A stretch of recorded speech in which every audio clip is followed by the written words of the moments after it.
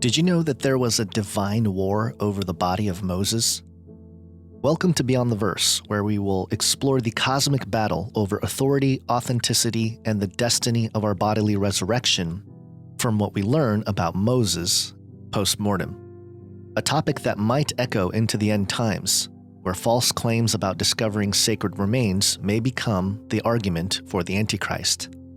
In Deuteronomy 34, verses 5 and 6, Moses' death and divine burial are mentioned. So Moses, the servant of the Lord, died there in the land of Moab, as the Lord had said, and he buried him in a valley in the land of Moab, facing Beth Peor, and no one to this day knows the location of his grave.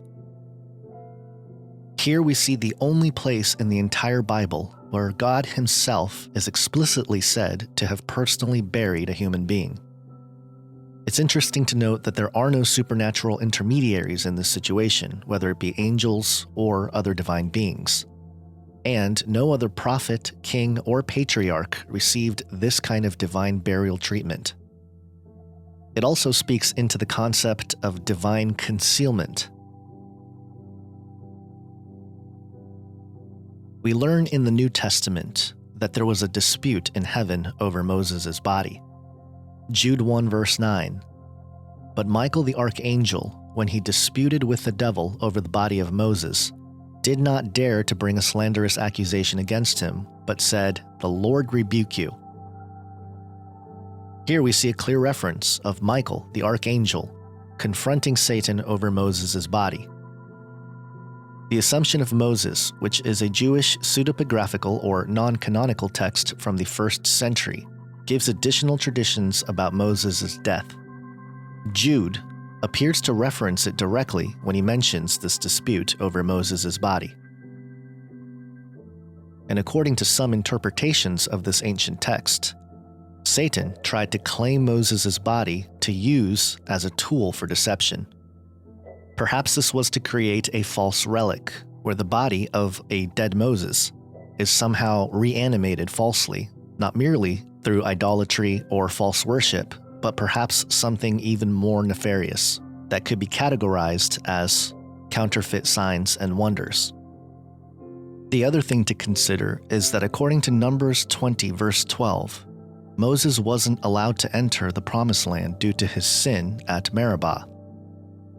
Satan may have been arguing that legally Moses didn't deserve divine burial or resurrection and tried to discredit God's justice. The bottom line here is that Satan did not want Moses' body to be honored. He wanted the body to twist it into a weapon of deception, which is why we see God send Michael the archangel to intervene and protect Moses' body from being used in such a way. Another element that makes this whole conversation interesting is the fact that Moses appears glorified at the Transfiguration of Jesus in Matthew 17. In verse 3 it mentions, "Suddenly Moses and Elijah appeared before them, talking with Jesus." So obvious was this appearance of Moses that Peter in verse 4 says to Jesus, "Lord, it is good for us to be here. If you wish, I will put up 3 shelters, one for you, one for Moses, and one for Elijah." This suggests that Moses' body was not abandoned in Moab, but was retained or protected for a divine purpose. There are no prophecies in the Old or New Testament that references Moses' body being discovered. Yet in Matthew 27 verse 64, it says, "So give the order that the tomb be secured until the 3rd day. Otherwise, his disciples may come and steal him away and tell the people he had risen from the dead. And this last deception would be worse than the first." While this is referencing Jesus' death and resurrection, we might be able to connect it to this situation with Moses because of its references to grave theft and false resurrection claims tied to deceitful signs and wonders, which again, the man of lawlessness will use according to 2 Thessalonians 2, verses 9 through 10. So in conclusion, Moses' concealed grave and the celestial dispute are more than curious, they're profound symbols. Jesus, like Moses, died on a mountain, but unlike Moses, he defeated death permanently. Satan wants legitimate authority and resurrection power, so he targets high-commodity bodies like Moses. God hides Moses' body to guard truth and glory, demonstrating that resurrection is not negotiable. Ultimately, Michael rebuked Satan, and God preserved Moses' body for his divine narrative. If heaven is willing to fight to protect one faithful servant's body, how much more will it guard your risen identity in Christ?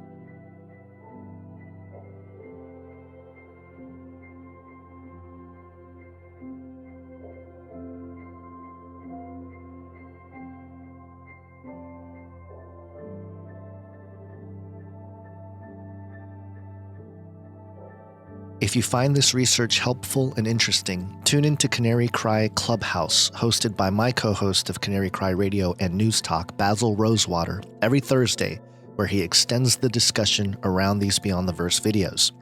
You can even call in to share your thoughts and opinions. And make sure to tune into Canary Cry News Talk twice a week to get news deconstruction and analysis from a biblical perspective. Thanks for watching, and God bless.